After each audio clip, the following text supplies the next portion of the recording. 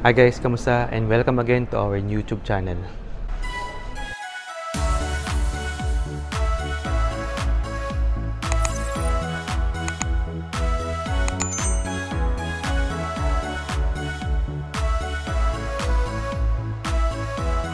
So today, since medyo napaaga tayo ng konti, bili muna tayo guys siguro ng kape. Actually, hindi pala tayo napaaga ng konti. Napaaga tayo ng sobrang aga. Because we are anticipating mahaba pila sa immigration, mahaba pila sa boarding pass. But today, medyo, pretty much acceptable.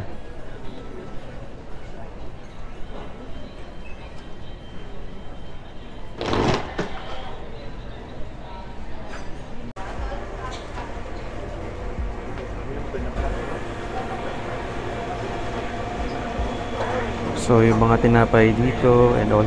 Okay, so kapag napupunta naman kayo ng Terminal 1, I think medyo acceptable naman yung pagkain dito sa Starbucks. Okay, so pretty much meron silang mga sandwiches, salads, and pasta, sandwiches, cake, whatever suits you guys. Pero since sobrang aga ngayon, I think we will have our coffee and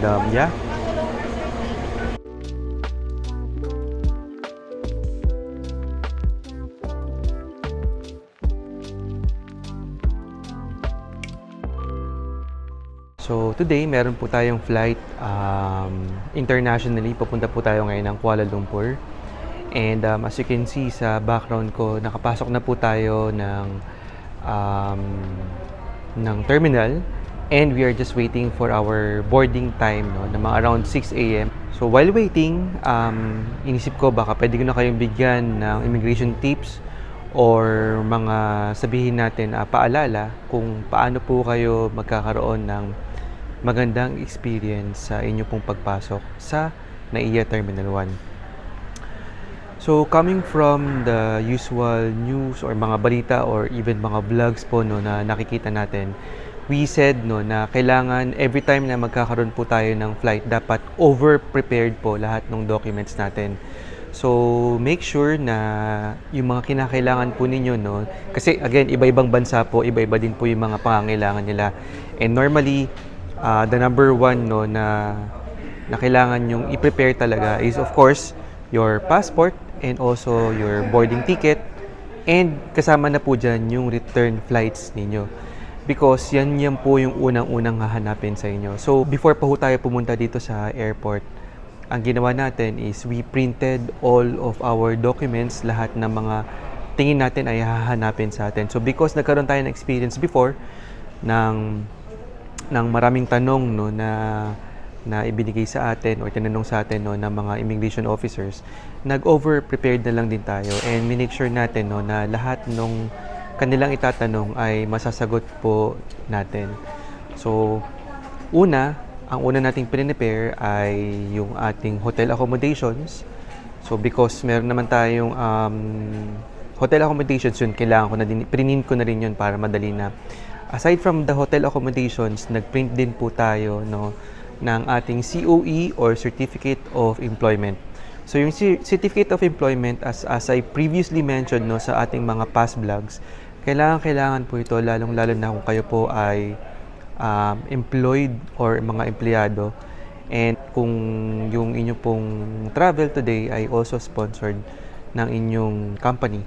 So yung COE na prepare ko ay of course merong tenure na nakalagay, meron din pong compensation details para malaman po nila kung magkano yung sinasahod natin or kung meron tayong kakayanan na sustentuhan or i-support yung ating pong pagta-travel.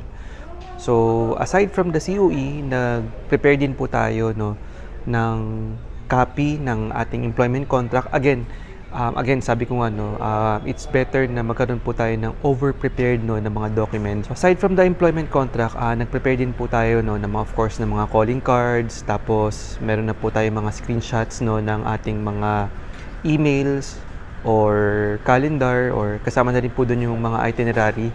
And kailangan po yon because hindi po natin gusto na magkakram po tayo, no, sa panahon ng ating pag-i-interview, and doon lang natin hahanapin yung mga documents na kinakailangan. So fast forward, because sabi ko nga, no, yung mga hinanap na yan sa atin before nung nag-travel din tayo last July, and naging lesson learned na po siya sa atin. And siguro because naghihigpit na rin po ngayon yung immigration natin, kailangan prepared din or handa po tayo sa atin pong mga documents. So ang flight ko po ay 7:30 ng umaga. Medyo napaaga tayo. So 4 hours before, nandito na po tayo. Although ang allowed and acceptable time, no, na dapat dumating kayo ng airport is between 2 to 3 hours before your departure time. Please allot some time kasi meron pong mga pagkakataon or moments, no, na sobrang haba ng pila sa pagkuha po ng boarding pass and pagkuha po, no, ng travel tax. So kanina wala naman tayong problema, no, na nakuha. And medyo maayos yung pila, mabilis, and nakapag-online check-in na rin ho tayo. Okay? So ano pa ba? So fast forward, pumunta na po tayo sa check-in counter, kumuha na po tayo ng boarding pass, nagbayad na rin po tayo ng travel tax. And ang next step po ninyo ay ang immigration. Okay, so pagdating po ng immigration, of course, make sure na naka-fill up na po kayo ng e-travel form. And yung e-travel form ay pwede nyo pong fill upan yan 72 hours before po ng inyong flight. Okay? So, ako, ginawa ko lang sa last night. So, wala naman ako naging problema. Okay? So, of course, pipila tayo going to the immigration. And today, medyo wala pong pila. And as I would say, sobrang timely yung pagpunta po natin and pag-answer po natin sa immigration of kanina. So, ano po ba yung mga tinanong sa akin? Ayan. So, ano po ba yung mga itinanong sa akin sa immigration, ng immigration officers po natin? So, unang-una, ang tanong na ating pong sinagot ay, kailan daw tayo babalik? So, of course, syempre, sinabi ko, meron naman akong return ticket. So, I provided the details of my return ticket. So, binigay ko po sa kanya yung date kung kailan ako babalik. Pangalawa, tinanong din po niya kung ano daw po yung purpose, no, ng aking pagka-travel. So, because yung travel natin today is about work or business or meetings, so minention ko lang sa kanya na meron na po tayong mga meetings na pupuntahan for the whole week. And wala na. Guys, again, another tip siguro na pwede kong i-share sa inyo, we don't need to siguro mapalabok, no, na sagot sa ating pong mga immigration officer. Pwede po yung mga one sentence lang, pwede din po yung mga one phrase or yung kumbaga diretsahang sagot. Kasi sabi nga nila, less is more. And kung mas marami po tayong sinasabi, baka dun pa po tayo magkaroon ng problema. So yan po yung another tip na pwede ko pong sabihin sa inyo. So yung tanong po sa atin ay nag-stop na po doon, no? Because siguro na-satisfy ko naman na siya and naibigay ko naman na yung mga information na kanyang hinahanap. And again, nakapag-prepare po tayo, no, ng mga COE, ng mga contract, lahat po ng kinakailangan natin, na-print na rin po natin. But today, hindi po yan tinanong sa atin. Okay? So, do we need to offer that document kapag hindi po ba tinatanong? Ang sagot po ay hindi. So, hindi na po natin kailangang ibigay sa kanila yung mga bagay na prepare po natin kung hindi naman po tinatanong. Okay? So, again, kailan ako babalik, ano yung purpose ng travel ko, yun lang po. 2 questions, and I'm happy, no, na hindi po tayo nahirapan sa atin pong paglabas ng bansa today. So, ano ba yung mga pwede nating ibigay sa inyong tip, guys? I think it will help if you also be more confident. So, wag po kayong kakabahan, again, because wala naman po dapat ikakaba sa inyo, no? Kung kayo po ay magka-travel naman ng legit na travel, kung yan man ay bakasyon, business, tourism, or gusto nyo lang po mag-shopping sa labas, or gusto nyo lang po magwaldas ng pera, wala pong problema. So again, be confident lang guys, and answer only the questions na tinatanong po sa inyo ng immigration officer. Hindi po natin kailangan mag-offer ng mga questions na hindi naman tinatanong. And as usual, always be polite and be respectful, because at the end of the day, as I always mention guys, no, sa mga travel vlogs natin, yung pag-alis po natin ng bansa ay nakasalalay din po sa kanila partly, no? So kung paano nyo po sila sagutin, kung paano po natin ibigay yung mga information na hinahanap nila, and siguro kung paano din po tayo makipag-usap, no, sa mga immigration officer. So mas maganda na sasabihin lang natin kung ano yung tama, and magiging maayos lang po tayo sa atin pong pagsagot, lalong-lalo na sa kanila pong mga katanungan.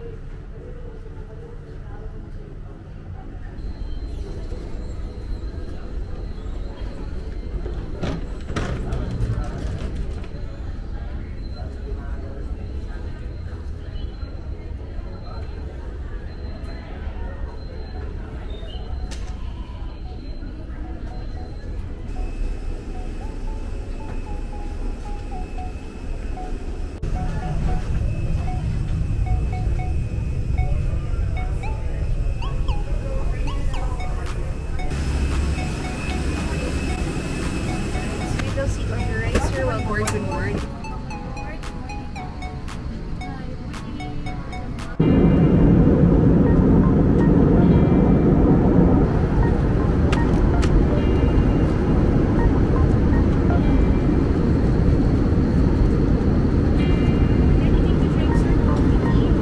Yeah, coffee na lang and orange juice.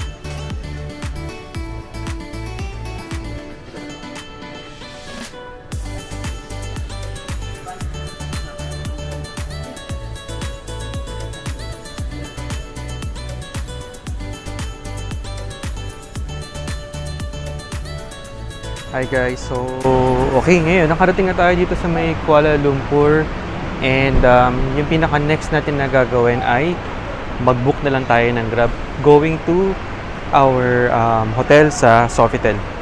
Okay, let's go. Look at the Grab.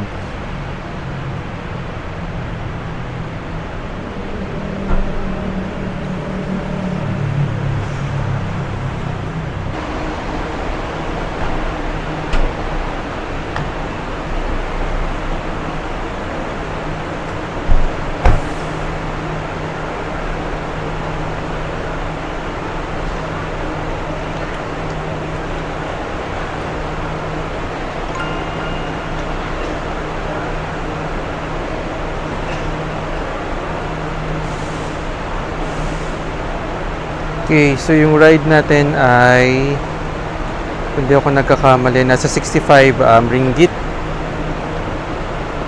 Okay, so antayin na lang natin guys, no, yung pinaka Grab na lang natin and okay. So while waiting for our Grab, tingnan nyo na lang muna guys yung paligid ng kanilang CLIA International Airport.